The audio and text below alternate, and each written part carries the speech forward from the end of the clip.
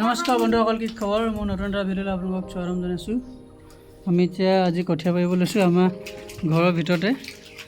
ৰুমকেইটাত কঠীয়া পাৰিব লৈছোঁ, এটিং 4 টিং। আজি 2 টিংহে পাৰিছোঁ, ইয়াত পাৰিব লৈছোঁ আৰু এইটো ৰুমত।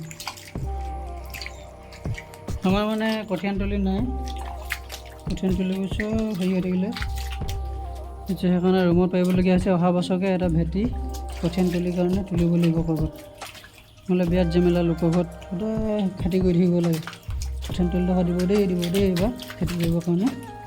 সেইকাৰণে ভাবিছোঁ এই বছৰটো যেন তেন এই ৰুমতে পাৰি খেতিটো কৰোঁ। অহা বছৰকৈ কিবা এটা প্লেনিং কৰিব লাগিব কঠীয়াতলি কাৰণে। সদায় কিমান লোকক খেতি কৰি থাকিব। এইকেইটা পোৱালিকেইটা দেখিছেনে? মোৰ লগত বহুত বেছি হেৰি হেল্প কৰিলে, মোক পূৰা লাগি আছে ৰাতিপুৱাৰ পৰা। কেতিয়া পানী আনি বোৱাই দিলে থপথপীয়া। ইয়াত মৈ দিব নোৱাৰি, যিহেতু কাম লগাই আছিলোঁ। ঘৰটো খুটাবোৰ আছে, খুটাবৰ কাৰণে মৈ দিব নোৱাৰি, ভৰিয়ে লেপিবলগীয়া আছে। সেইজনে এতিয়া কেনেকৈ লেপি আছে, মই এনেকৈ লেপি সমান কৰিছোঁ এডোখৰ।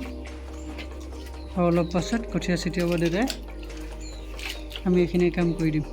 এতিয়া আমাৰ ভাত হৈছে, লাহেকৈ ভাত খামগৈ।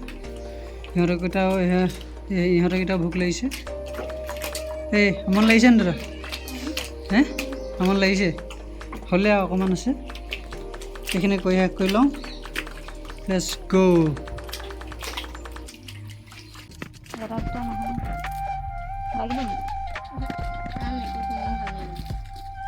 গাইজ, ভিডিঅ'টো আজি ইমানে। ভিডিঅ'টো ভাল লাগিলে লাইক, কমেণ্ট, শ্বেয়াৰ, ছাবস্ক্ৰাইব কৰি দিব। Bye bye.